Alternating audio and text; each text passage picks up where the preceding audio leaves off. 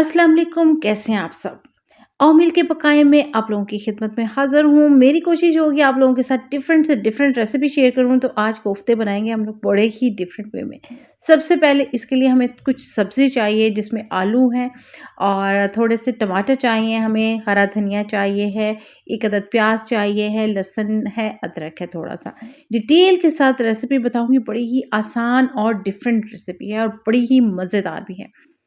सबसे पहले हम लोग प्याज़ ले लेंगे और इसको छोटा-छोटा सा चॉप कर लेंगे। चॉपर में मत कीजिएगा, उसमें पानी सा निकल आता है, तो क्या है कि वो बिल्कुल भी प्याज़ अच्छा नहीं लगता है और इससे सालन में ना जायका नहीं आता। प्याज़ चॉप करके साइड पर रखेंगे और थोड़ा-सा हरा धनिया लेंगे और इसको भी बारीक-बारीक चॉप कर लेंगे। जो मैं सालन आप लोगों के साथ शेयर करूँगी ना, वो रोज़ाना आप लोगों का एक डोंगा तैयार हो जाएगा, यानी एक टाइम का खाना जो है ना, वो बहुत ही डिफरेंट और मज़ेदार सा बनेगा। मेरी कोशिश होगी आप लोगों के साथ डिफरेंट से डिफरेंट रेसिपीज़ शेयर करूँ, तो इसके लिए आप लोगों ने मेरे साथ-साथ रहना है, लाइक करना है और सब्सक्राइब करना है। हरा धनिया साइड पर रखेंगे और ले लेंगे अपने आलू। अच्छा, आलू की मिकदार मैंने थोड़ी-सी ज़्यादा रखी है, अगर आप लोग चाहें थोड़ी कम भी कर सकते हैं। इसको हम लोग बिल्कुल बारीक-बारीक सा काटेंगे, बहुत ज़्यादा बड़ा-बड़ा नहीं रखेंगे। एक्चुअल में कोफ्ते बनाए जाते हैं बहुत ही तरद्दुत के साथ, उसमें ये डालें, लेकिन आज जो आप लोगों के साथ कोफ्ते शेयर करने वाली हूँ ना, तो वो बहुत ही आसान होंगे। जिन बच्चियों को खाना बनाना नहीं आता, वो भी आज बड़े ही आराम से बना लेंगे।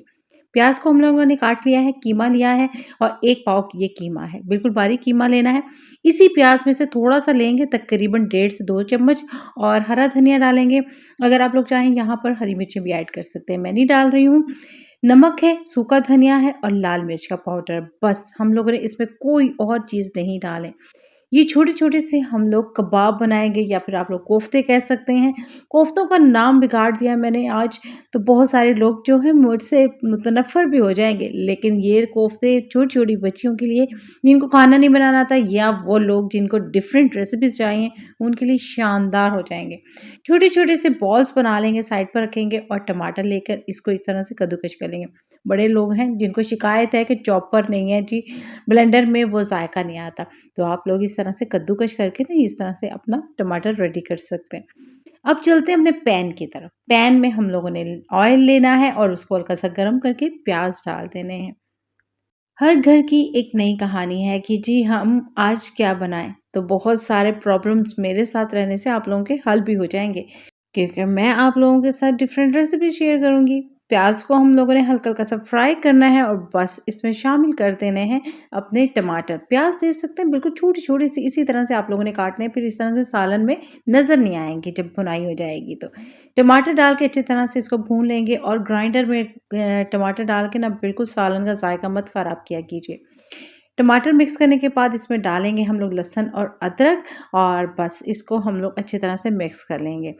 यहाँ पर हम लोग मसाले जो है ना वो बहुत ज़्यादा नहीं ऐड करने वाले। हरा धनिया यहीं पे हम लोग ऐड कर देंगे। सालन की बड़ी ही ज़बरदस्त खुशबू आती है इसके साथ। यहाँ पे अच्छे से मिक्सिंग करने के बाद मसाले भी ऐड कर लेते हैं। मसालों में सिंपल हम लोग डालेंगे जी काली मिर्च का पाउडर, सूखा धनिया और ज़ीरा पाउडर और नमक।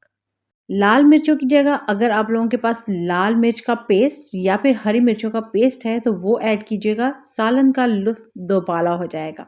अच्छे से मिक्सिंग कर लेंगे हम लोग। मैंने लाल मिर्चों का पेस्ट डाला है, अगर आप लोगों का कलर सालन का चाहते हैं अच्छा खूबसूरत सा आए, तो जब भी लाल मिर्चों का पेस्ट या हरी मिर्चों का पेस्ट बनाएँ तो उससे थोड़ा-सा उसमें फूड कलर ऐड कर दिया करें। ठीक हो गया जी, इसको ढँप कर हम लोग थोड़ी देर के लिए पकाएँगे यानी मसाले हमारे कच्चे नहीं रह जाएँ। इसके बाद हम लोग इसमें शामिल कर देंगे अपने आलू। आलू अच्छी तरह से धोकर आप लोगों ने खुश्क करके इसमें ऐड करें, यानी पानी नहीं साथ में ऐड करना।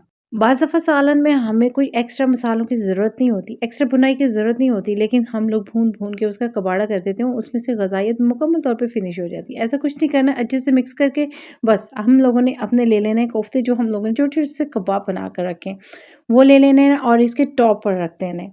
इस तरह से करने से क्या होगा, कबाब टूटेंगे नहीं हमारे और जब हमारे कुक हो जाएँगे ना, तब हम लोग इसको मिक्स करेंगे। अभी हम लोगों ने क्या करना है, मिक्स नहीं करना है, बिल्कुल हल्की-सी आँच करनी है और फिर दम लगा के रख देना है। तकरीबन हमें 15 मिनट के लिए इसको दम लगाना है, बिल्कुल हल्की-सी आँच पर। इस तरह से आलू भी हल्के-हल्के से गल जाएँगे, इसमें जो एक्स्ट्रा पानी है वो भी फिनिश हो जाएगा।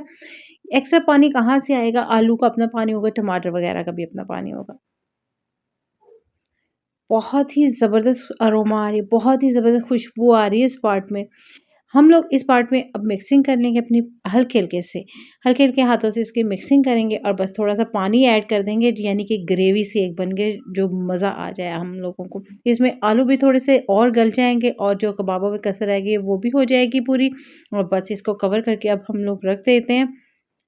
इससे पहले अगर आप लोगों के पास थोड़ी हरी मिर्चें, हरा धनिया वगैरह है इसकी टॉप पर रख दीजिए। हरा धनिया हमने पहले ऐड कर दिया था, कवर करके रखेंगे 15 से 20 मिनट के लिए और बस थोड़ी ही देर गुज़रेगी और ज़बरदस्त सा हमारा कोफ्तों का सालन रेडी हो जाएगा जो फटाफट से बन गया। इसमें आप लोग जो है ना पोटैटो की मिक़दार कम करके कोई और भी सब्ज़ी ऐड कर सकते हैं। यानी अगर आप लोग डिफ़रेंट बनाना चाहते हैं तो उसके लिए ज़रूरी नहीं है, आप लोग उसी तरीके से बनाएँ जिस तरह से पहले बनाते हैं। इसकी ग्रेवी चेक कीजिए। ज़बरदस्त खुशबूदार सा सालन हमारा रेडी हो चुका है।